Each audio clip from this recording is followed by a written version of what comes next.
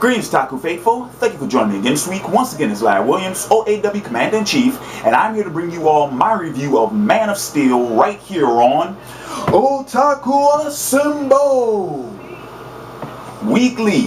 And finally here to bring you all my official review of the 2013 Zack Snyder directed DC live-action adaptation film, Man of Steel. Alright, so I know a lot of you all have been messaging me, leaving comments, wondering where my review has been. And in all honesty, I just got around to seeing the film. In all honesty, I wasn't able to, I couldn't afford to see it opening weekend.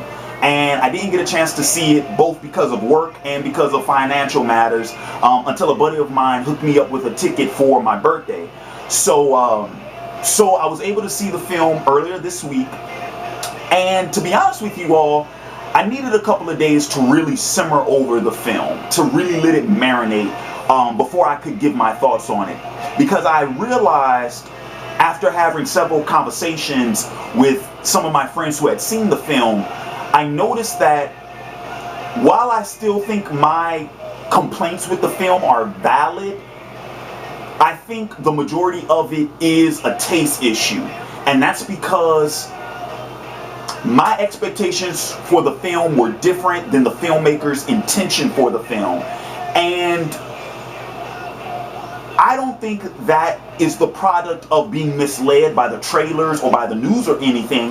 I think it's just because having learned about the film, about the cast and crew, and the time in which they took in order to make the film, I just think that all those things beforehand set a certain bar, a level of expectation that in all honesty was just too damn high.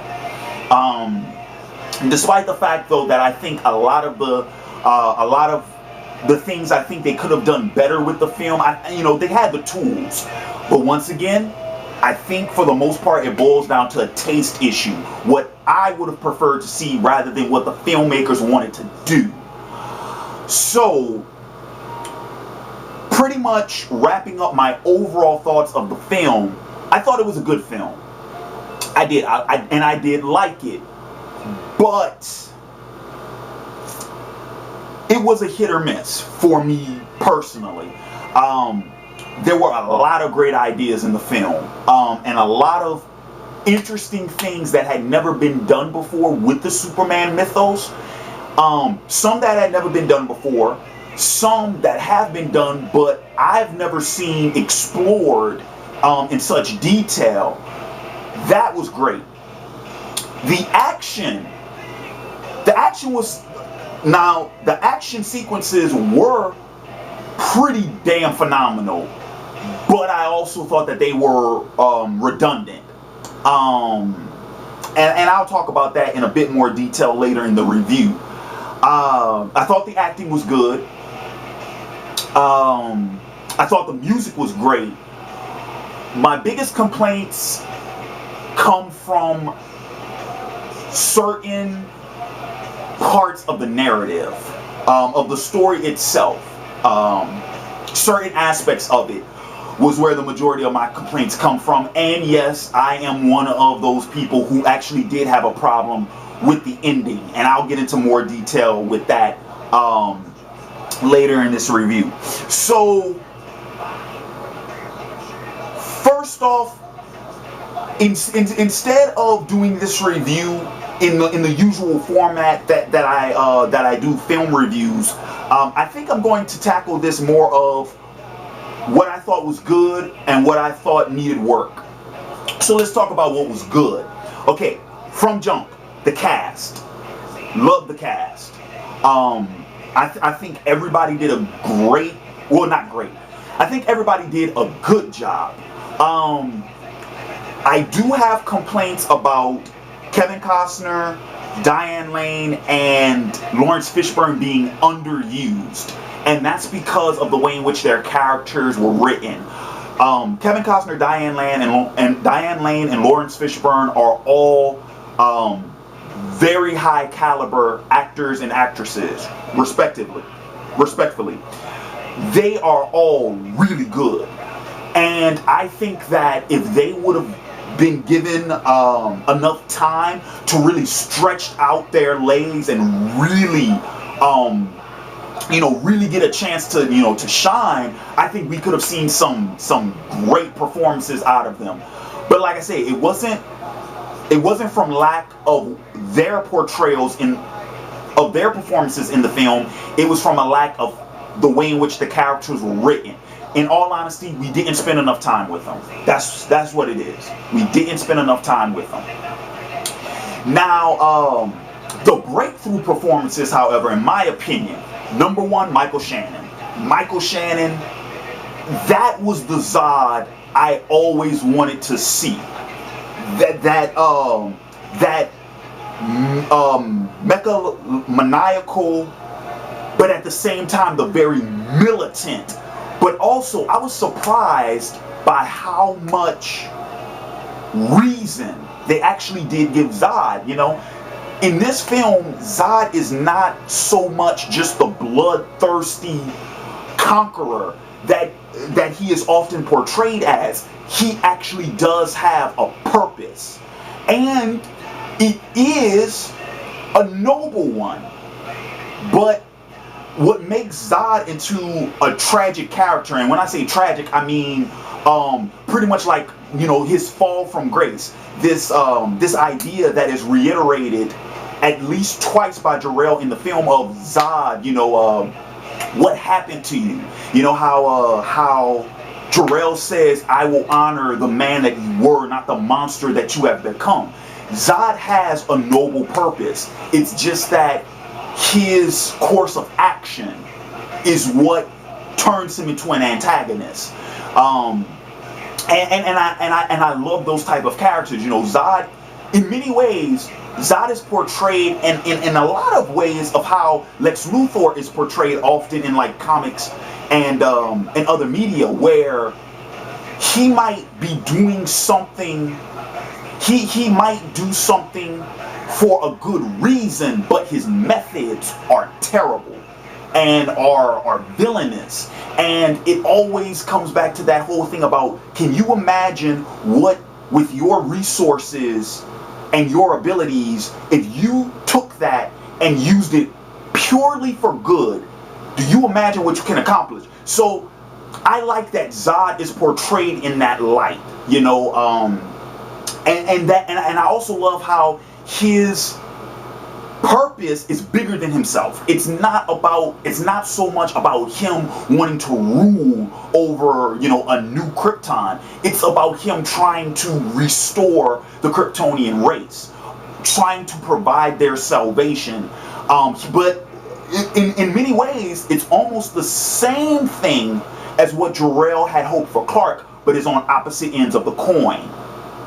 And I always think that whenever your protagonist and your antagonist are written in that light, it always creates a great dichotomy between those two characters. So that's why Michael Shannon, the way he was written, his performance, breakthrough in this film. The second one, I gotta give it to Russel Crowe. I mean, he, in many ways, his performance, I believed him as Jor-el. I believed it. And I like how in the opening sequence on Krypton, we got to see the renegade Jor-el. And what I mean when I say renegade is the Jor-el that is being pursued by his own people, that is being hunted by his own people, for whatever reason.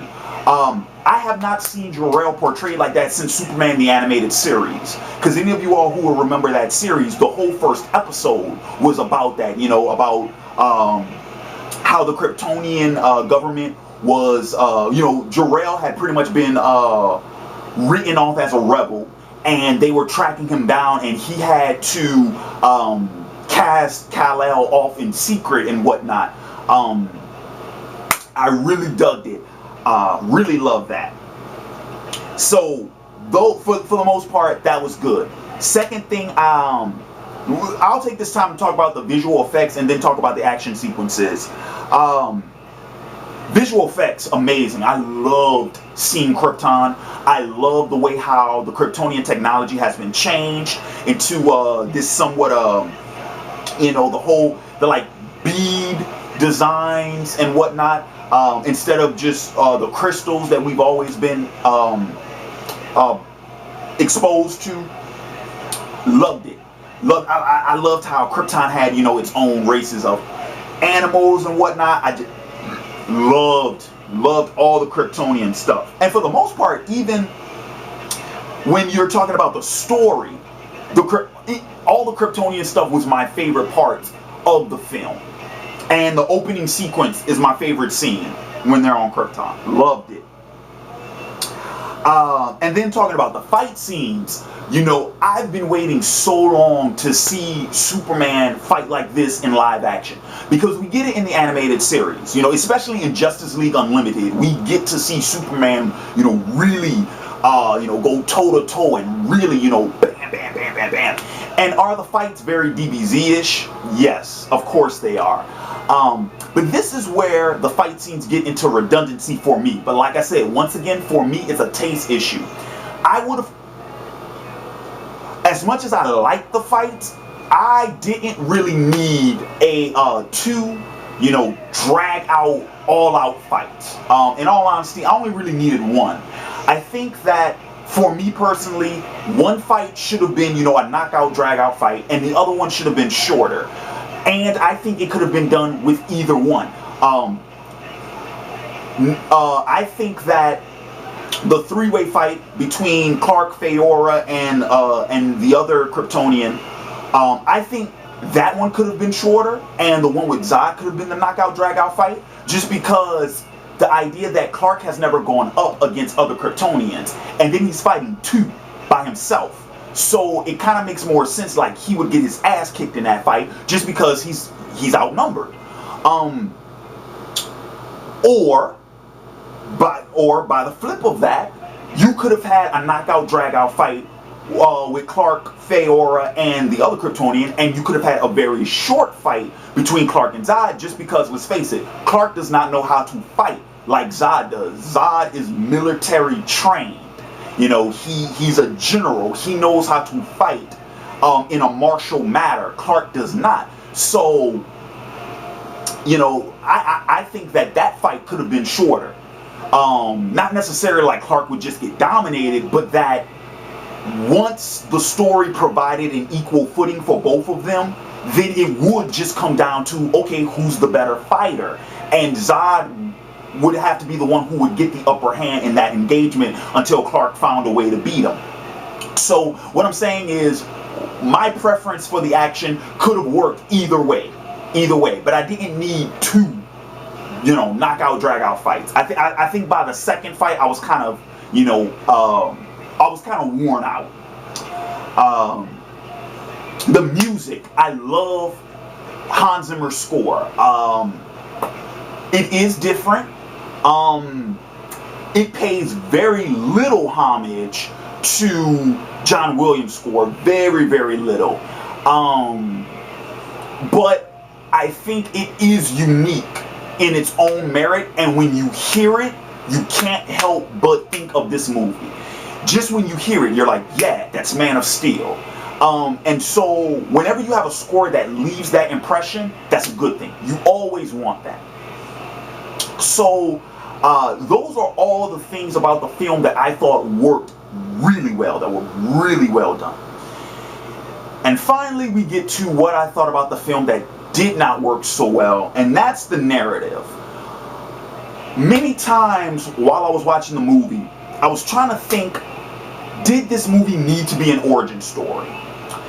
And in many ways, it didn't have to be, but you can't ignore the fact that the significance of, the Codex, the significance of, Clark's, Clark being discovered both by mankind and by Zod, all those things, it's like, it has to be an origin story.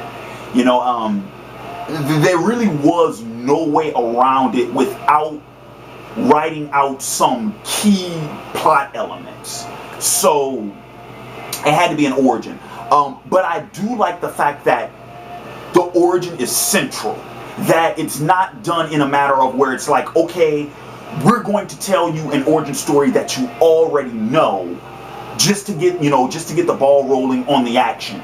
No, the origin is significant throughout the entire movie, and they introduce a lot of new things and a lot of different things and a lot of interesting things into the origin that does validate it, as like, yes, this film had to be the origin.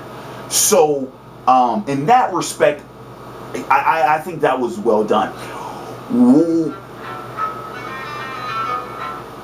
Where the movie starts to fall apart with me, from a narrative standpoint, is the lack of lessons and the lack of choice in the film. And this is what I mean.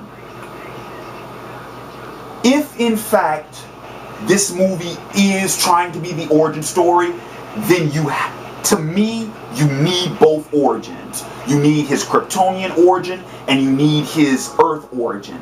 And the focus is so heavy on the Kryptonian origin that the Earth origin does kind of take a backseat, because the main conflict is centered around the Kryptonian origin,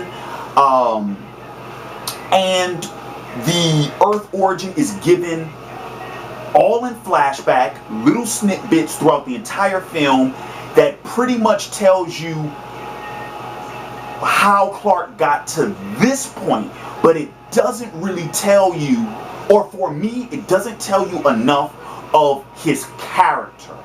What Clark learns on Earth that makes him the way he is. The lessons that he learns.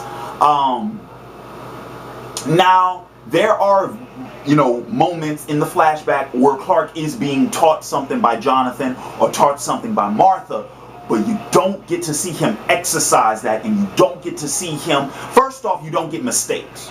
And yes, I will admit right here and now, this could be solely, my complaint could be solely based off of the fact that I am a huge Smallville fan, and that's what that entire series was about. It was about Clark making mistakes and learning from them and learning the lessons.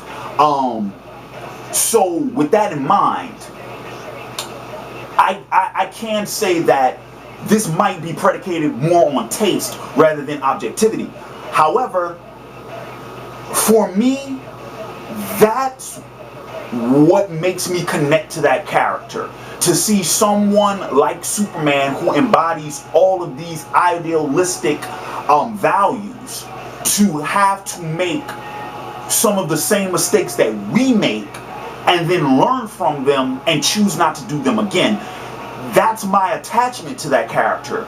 So when I'm watching Man of Steel and it doesn't provide me that, there is immediately a disconnect, because that's what I admire most about that character.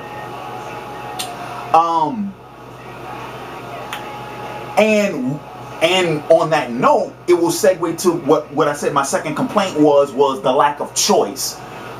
The destiny bit that we get from Jor-el and from the Kryptonian, origin is so focused on that at times it comes off as if Clark is just doing this because it's his destiny, but not because he is legitimately choosing to take this path.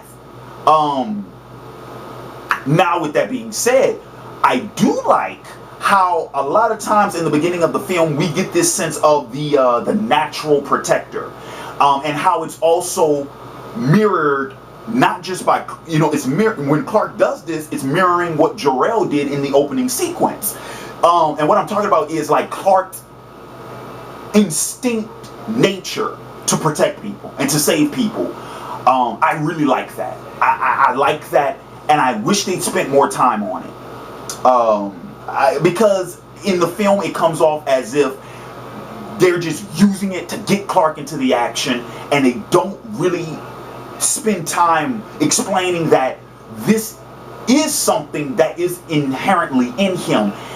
And if the lessons that I was talking about before had been in the film, then that's when we start getting, this sort of nature coming at conflict with selfish desire, and then of course the exercising of a choice.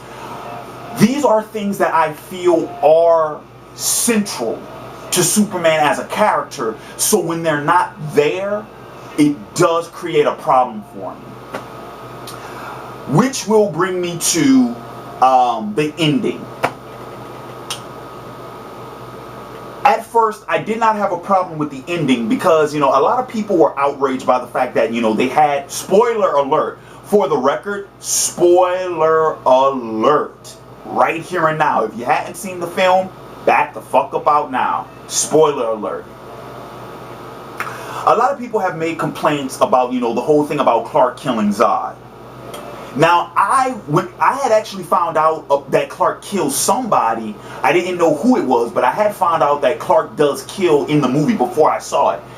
And it wasn't a problem for me because people have died in confrontations with Superman in the comics. And hell, even on Smallville. But it's always been written as them being victim of circumstances. Whether it's done indirectly, whether they do something that causes it themselves, whether it's something like Clark tries to save them and they refuse his help, something like that. But it has been done before. And so I didn't have a problem with that as long as it wasn't in cold blood. Now, the movie gives Clark a situation in which he does have to make a choice, and he does choose to just straight up kill Zod. But when I start to think about it, that's when the ending starts to just fall apart for me. Because I can name 4 very likely scenarios that Clark could have gotten out of that situation. He has Zod in the headlock. Zod's using the heat vision to, attack his family. What prevented Clark from just choking Zod out? What prevented Clark from just tapping Zod on the head and knocking him out? What prevented Clark from just smashing his head into the ground? What prevented Clark from just throwing him through the ceiling and taking him somewhere else so that that family can be saved? Those are 4 very reasonable alternatives to just breaking his neck. So when you think about it like that, that could have been avoided. Another thing is, even if they kept that ending the way it was, I was expecting those final scenes of the film to really have Clark struggle with what he did. The whole Clark on his knees yelling does not satisfy me. Yes, he's shocked at what he's done, but no, because